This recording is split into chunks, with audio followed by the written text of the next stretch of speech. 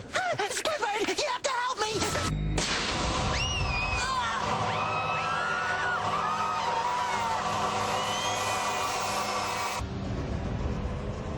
Yes, indeed, America. This will be the scene if we do not pass health care reform right now. Will these scare tactics work? Hi, everybody. I'm Neil Cavuto. Welcome. Let us get reaction now from, speaking of Hollywood, Ben Stein. We got Charles Payne here, Dagan McDowell, Adam Lashinsky. Charles? No, they won't work. I mean, they're scare tactics, and they're also desperation tactics, and it's just... SpongeBob was desperation, or the Wizard of Oz scene? Well, the only thing we were missing was the one, the Planet of the Apes. We should have had Charlton Heston looking at this Lady Liberty on the beach, you know. That was the only one that was missing. Damn dirty apes. Go ahead. But it's this whole thing is like, you know, if we don't do this right now, and it's worked, you know, listen, they got stimulus through that way. They've gotten a lot of other things advanced further than ever before. So it's worked a lot, but I think the American people have woken up to this. But I will tell you, the president did get smart. He picked up on the fact that Main Street is worried about where this country is going, and he tried to borrow the Tea Party line about bankruptcy. But I don't think he understands where they're coming from with that. On that point, though, Charles, American people are getting wiser to this. In this recent Wall Street Journal poll, more people said it's better to keep the current health care system than go with an overhaul, which is a reversal from what we saw just in October. So they know the real question is, if we do this, does it bankrupt us? Not the other way around. But then it looks like they're going full throttle anyway. Well, they're trying to go full throttle, but we don't even know what's in this bill. We have abandoned constitutional principles. One, his scare tactics are unconscionable, and they're the biggest lie I think I've ever seen any president tell. The country will not go bankrupt if they don't pass that bill. It's just a complete, total lie. Next, it is unconscionable to me that they're trying to pretend that they're going to be able to control some massive force in the American economy, like the working of the market in the medical area. That is just unconscionable. At third, and most important, why isn't Congress reading these bills? Senator Durbin, a very smart guy from Illinois, he's number 3 in the Democratic leadership. He says he doesn't know what's going on. This is not the Constitution. All right, Adam, what do you make of all this? Well, I'll point out all the clips we showed, that some of those situations turned out better than others, and I think I agree with Ben. The president's line about the bankruptcy. only two that did were the Wizard of Oz and the SpongeBob one. I knew how that SpongeBob one ended, and SpongeBob was okay.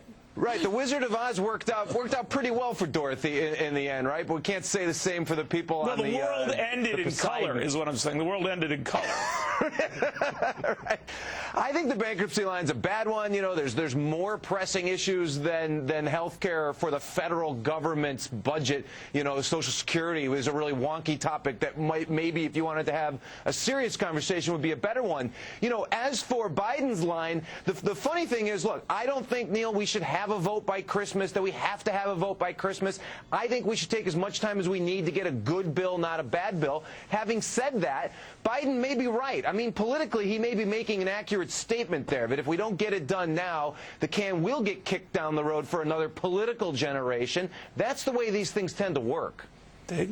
Well, Adam, you said more pressing matters, Social Security. What about Medicare? And that is the whole point, that we are increasing government involvement in health care and what will be taxpayer spending or maybe borrowing rather than fixing the disaster that we already have. Social Security makes Medicare look like a walk through Emerald City, frankly. Well, hold on, Dagan.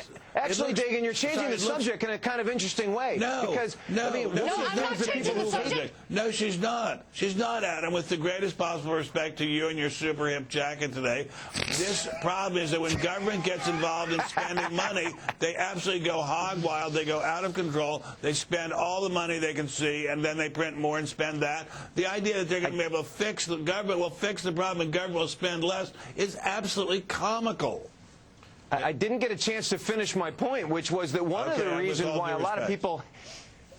one of the reasons why people hate this bill is because it's going to increase taxes more or less immediately, even though the spending is going to be delayed. So, look, I could make the case that's a responsible way to go about this, because you're going to start taxing the rich people who've got the money. We're getting far from the point here. My only issue is, if you're going to rush anything, then you got to put something in people's hands to read so that they can rush and vote on it. And they're not. And they're going to be doing this in the middle of the weekend, in the middle of a snowstorm, when everyone's paying attention to maybe Avatar and not health reformatar. That's what I'm saying. And I just kind of think that that is a sort of a disingenuous way to make your point that speed makes right. And in this case, I don't know, Charles, it does not. Well, I think everyone here has kind of touched on one key point, is I don't think the president's articulated the message.